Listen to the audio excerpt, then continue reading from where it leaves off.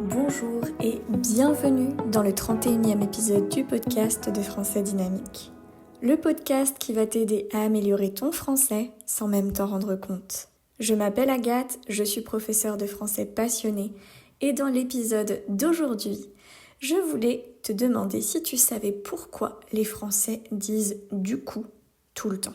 Je ne sais pas si tu as déjà parlé avec des Français ou écouté des vidéos en français et dans ce cas-là, tu as sûrement entendu cette expression qui est « du coup ». C'est un mot qu'on utilise vraiment tout le temps. Mais qu'est-ce que ça veut dire exactement et comment est-ce qu'on peut l'utiliser de façon correcte ? Donc dans cet épisode, je vais un peu t'expliquer tout ça avec des exemples assez faciles.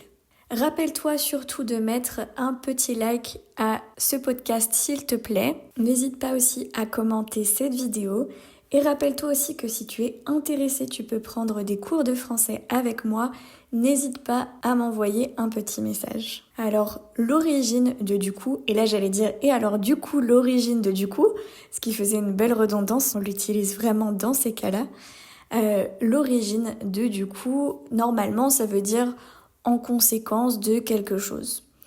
Donc, un exemple, il a plu toute la journée, du coup, on est resté à la maison. C'est comme un synonyme de donc ou alors. Mais dans l'utilisation qu'on en fait aujourd'hui, on l'utilise vraiment trop.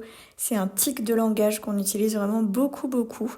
Et les Français utilisent du coup même quand parfois c'est pas logique.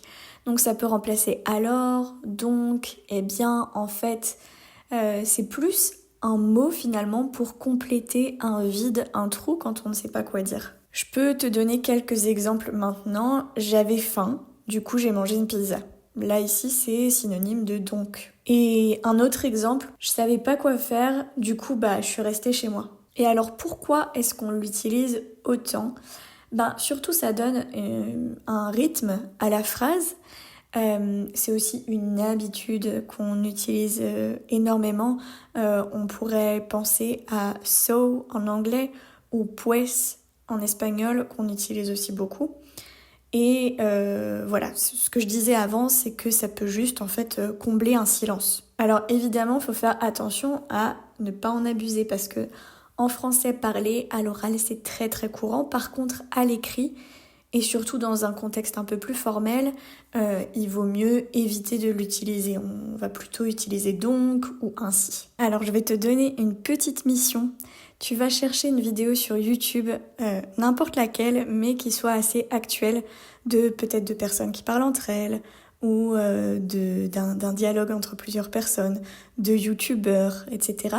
Et tu vas essayer de repérer combien de fois ils disent du coup, je suis sûre à 100% que tu vas l'entendre plein de fois. Et du coup, moi je te dis à très vite dans un prochain épisode.